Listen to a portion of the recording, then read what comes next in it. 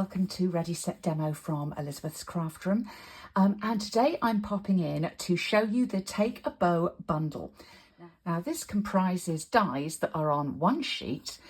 They will cut using 6x6 designer series paper. Just a little tip when you're cutting, it is right up to the edge.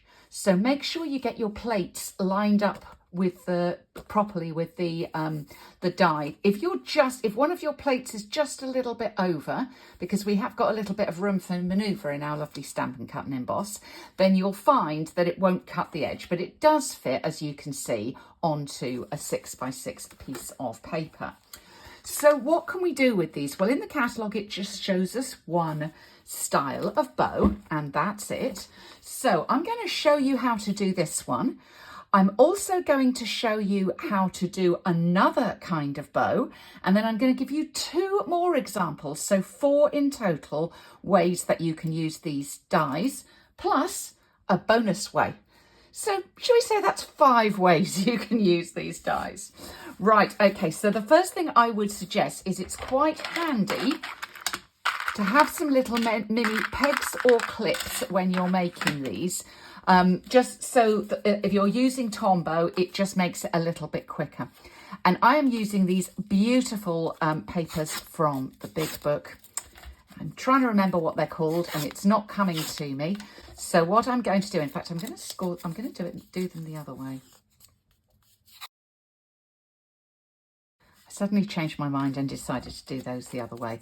I will put down below what this paper is so that you can see it.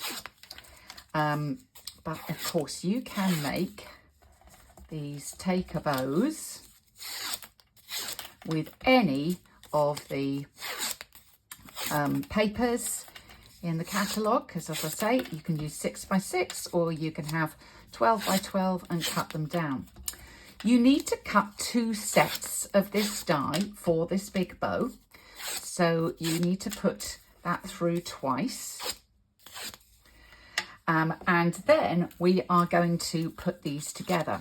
And all we're going to do is we're going to take a little bit of Tombow and pop it on the end, line up like so, so that those 2 V's at the end form this little shape. So that's what you're going for. And once you've got that with a little bit of glue on, pop a peg on, or engage your patience gene, whichever you'd prefer. And so we're going to go ahead and glue all of these pieces together. So as I say, you're lining up so the side matches the bottom, if you like, on the other one. And there we go. So you've got larger, and you've got the largest sizes. You've got 3 of those. So when you cut them twice, you have 6. You want the medium sizes, you've got 2 of those, so that will be 4. And then you're only going to actually need 1 of that smallest piece. Right, I will go ahead and finish this.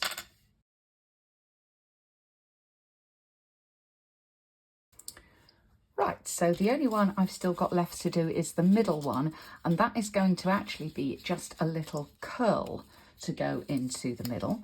So I'm going to just pop a bit of glue under there, just curl it over so that it makes a little loop. And as I said, that one is spare on this occasion. If you're making different sizes and varieties of these, you might want to hold on to that if you're making a different sort of bow, which I will show you later. Right, okay, so the next thing to do is to sort out all your big ones, and we're going to put these together. So we should have, as I said, 6 of the larger ones. And because I've cut these I've put these this way, we're mostly getting that pink colour on those larger ones.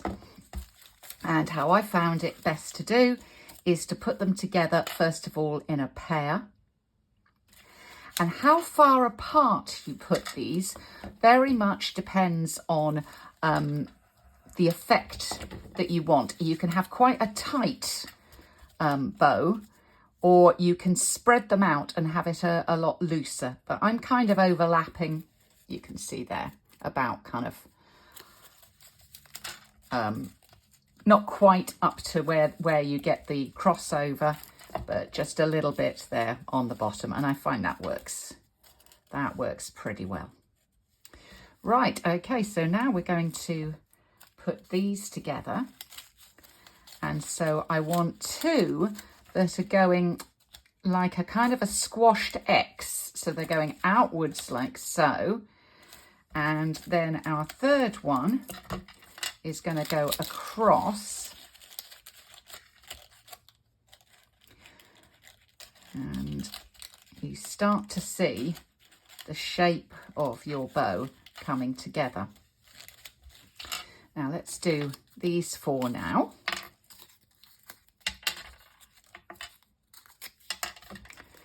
And so I'm just going to layer those up. Oops.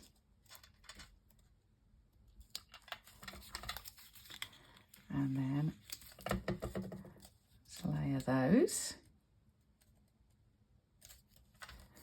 And because this is four, they just literally go like a cross as we put this together. And if you want to make just a little one, this is actually number 6. You can just use the inner pieces and just make a little diddy bow like that. So that's another option. And I'm going to, while I can still kind of quite easily get my finger in there, I'm going to pop that piece in. And then glue down at the bottom here. And then we're going to position this one inside. And again, I'm going to just try and squeeze my finger in there to press down firmly. And there we go. So that's our sort of standard bow. Now you saw I have mine quite crossed over on that, so it makes quite a little bow. But if you have them a little bit more separated, you get a bow this sort of size. And here's another example of one that I made. So super pretty, but yes, they vary in size depending on how overlapped they are. So if they're just on the edge, you're going to get this sort of size, which is, let me just measure. That one's coming in at about 4.5 inches. Maybe this one is coming in at about 4 inches. So not a huge amount of difference, but there is just a little difference there. Right, let's put those aside, and I'm going to show you option number 2. And I really like this one. For this, we're going to need 2 of the smallest ones. You know, I said if you're making something in the same colour, hang on to that piece. So you're going to need 2 of the smallest ones. And then you're going to need 1 of the medium ones. And then 1 other piece and a little scrap for this. So this is how this is going to work. Let's have a little curl on the 2 little ones. And instead of making this shape, we're actually going to put those together back to back, like so. So we get just a little loop. And when you're putting the glue on, try and make sure that loop is about the same on both of these pieces. So where you're sticking up to, where you're gluing up to, and just make sure those are like about the same. Okay, so we're then going to take this piece here, and we're going to take a pair of paper snips, chop off from where it actually pivots in, then do a little cut up, and from the corner, and from the corner. Now, you have 2 choices at this point, so this is going to be 2 more of your options. I'll start to show you how this is coming together. we've got those two little bow pieces here, and we can make a bow like this. We need to have a little wrap around the middle. So this is what this little excess piece is. You get that left over. And I'm cutting that about 3/4 of an inch wide.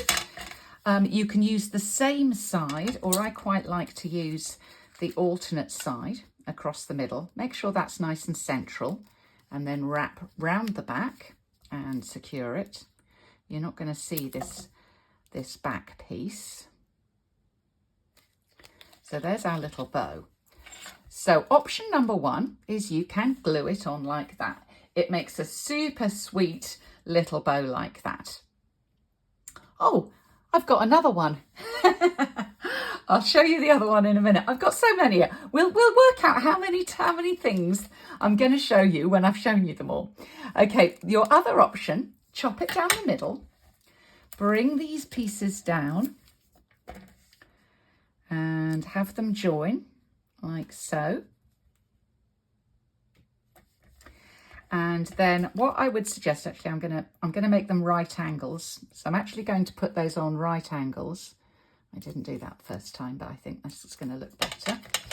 And then chop a little piece across the top like so, so it's flat at the top. Bit of glue on there, and ooh.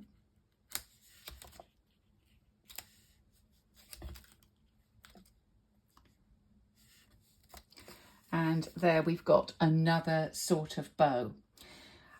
I did this one with the other medium piece, but if you go with the long piece, you'll get some longer tails on there. So is that another option? I believe it is.